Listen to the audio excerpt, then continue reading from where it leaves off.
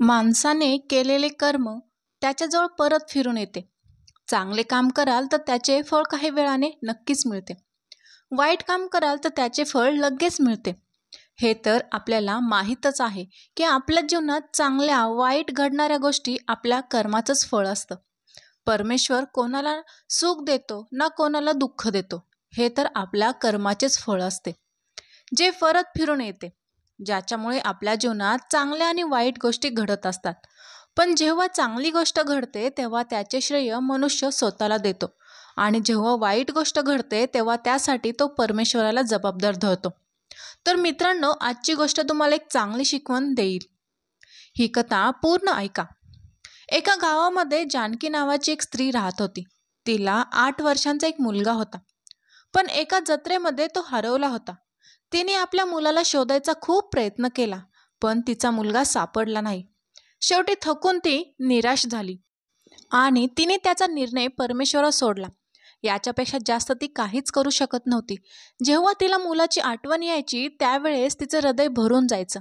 जेव्हा एका मुलाचा मृत्यू होतो त्यावेळेस एवढं दुःख होत नाही, कारण माहीत असतं की तो हा जग सोडून निघून गेला आहे. परंतु जेव्हा एखादा मुलगा हरवतो तेव्हा क्षणाक्षणाला त्याची आठवण सतावत राहते. आठवणीने काळीज भरून येतं. काय माहीत तो आहे की नाही, तो कसा आहे, कुठे राहत असेल, तो काय खात असेल, जिवंत आहे की नाही, का कुठल्या वाईट माणसाच्या तावडीत सापडला आहे, असे वेगवेगळे विचार मनात येतात.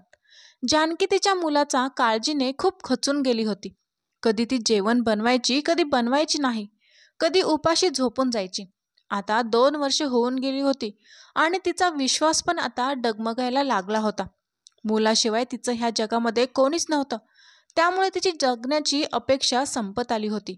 तिनं आपल्या आयुष्याचा एक नियम बनवला होता की ती स्वतःसाठी भाकरी बनवताना अजून एक भाकरी करायची आणि ती आपल्या घराच्या बाहेर ठेवायची, जेणेकरून एखादा उपाशी माणूस येऊन ती भाकरी घेऊन जाईल आणि त्याची भूक शांत होईल. या पद्धतीने ती महिला दररोज एक भाकरी घराच्या बाहेर ठेवत असे आणि सकाळी उठून बघत असे तर ती भाकरी तिथं नसायची. ती समजून जायची की कोणी उपाशी माणसानं ती भाकरी खाल्ली असेल. तिला असा विश्वास होता की याप्रमाणे तिचा मुलगा कसा असेल, त्यालाही कोणीतरी खाऊ पिऊ घालत असेल. या प्रकारे जानकीचा हा नित्य नियम होऊन गेला होता. एक दिवस तिने पाहिलं की ती जी भाकरी बाहेर ठेवत आहे त्या भाकरीला एक अपंग माणूस घेऊन जात आहे.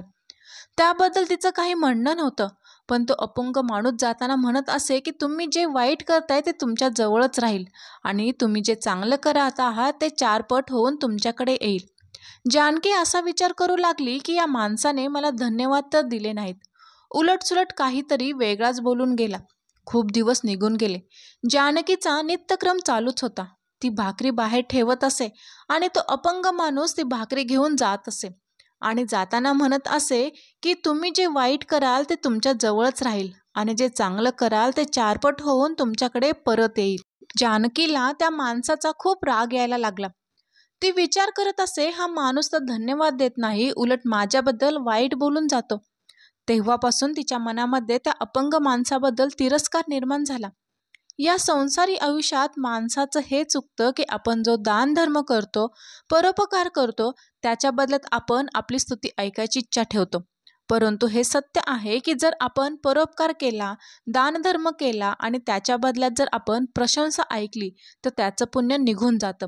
आपण कोणतंही दानधर्म केलं, परोपकार केला आणि त्याच्या बदल्यात आपण आपली स्तुती ऐकली तर तो हिशोब बरोबर होतो आणि आपलं पुण्यकर्म निघून जातं.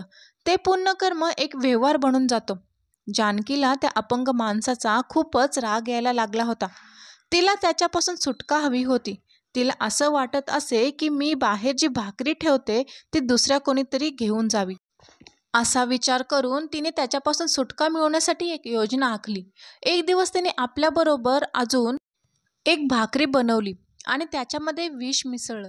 तिला वाटलं की आपण ही भाकरी बाहेर ठेवली तर रात्री तो अपंग माणूस ही भाकरी घेऊन जाईल आणि ती खाल्ल्यानंतर तो मरण पावेल आणि त्याच्यापासून कायमची सुटका होईल. असा विचार करून ती भाकरी ठेवून घरात निघून गेली. परंतु म्हणतात ना, मनुष्य जेव्हा एखादं पाप करतो तेव्हा त्याचं मन त्याला खायला लागतं. सर्वप्रथम तो आपण केलेल्या पापालाच घाबरायला लागतो. त्याचं अंतर्मन त्याला सांगत असतं की तू वाईट कृत्य केलं आहेस. असं जानकी बरोबर झालं. तिचं मन तिला खायला लागलं की स्वतःच्या स्तुतीसाठी हे काय करायला निघाली आहेस. तिचे हातपाय कापायला लागले. तिच्या घशाला कोरड पडली. तिचं मन अस्वस्थ होऊ लागलं. तेव्हा ती पळत पळत गेली आणि विष घातलेली भाकरी घेऊन आली आणि तिने ती भाकरी चुलीमध्ये जाळून टाकली आणि पटकन अजून एक भाकरी बनवली आणि घराच्या बाहेर ठेवून आली. तेव्हा कुठं तिचं मन शांत झालं. इतक्यात तो अपंग माणूस पुन्हा आला आणि ती भाकरी घेऊन गेला आणि जाता जाता म्हणाला, तुम्ही जे वाईट कराल ते तुमच्याजवळच राहील आणि जे चांगलं कराल ते चारपट होऊन तुमच्याकडे परत येईल. एवढे बोलून तो माणूस निघून गेला. हळूहळू संध्याकाळ झाली आणि कोणीतरी जानकीचा दरवाजा ठोठावला. तिने दरवाजा उघडला आणि समोरचे दृश्य पाहून ती थक्क झाली. 2 वर्षापूर्वी हरवलेला तिचा मुलगा समोर उभा होता. त्याचे कपडे फाटलेले होते. खायला व्यवस्थित न मिळाल्यामुळे तो एकदम दुबळा झाला होता. त्याचे डोळे खोल गेले होते. तो खूप अशक्त दिसत होता. मुलाला बघून जानकी रडत रडतच त्याला मिठी मारते. तिला स्वतःच्या डोळ्यावर विश्वास बसत नव्हता की 2 वर्षापूर्वी हरवलेला तिचा मुलगा आज परत तिला मिळाला होता. तिला असं वाटत होतं की ती कोणतरी स्वप्न बघत आहे. तिचा मुलगा आईला बघून खूप खुश झाला होता. तो म्हणाला, आई, हा परमेश्वराचा चमत्कारच आहे की मी घरी परत आलो. आई, मी हरवल्यानंतर दिवसभर रस्त्याने भटकत होतो. भुकेने व्याकुळ व्हायचं. कोणी काही खायला दिलं तर खात होतो, नाहीतर मी तसाच उपाशी झोपत होतो. आज जेव्हा मी रस्त्याने इकडे यायला निघालो तेव्हा मी भुकेने एकदम व्याकुळ झालं होतं. माझ्यामध्ये चालण्याची शक्तीही नव्हती. अशा अवस्थेत मी चक्कर येऊन पडलो.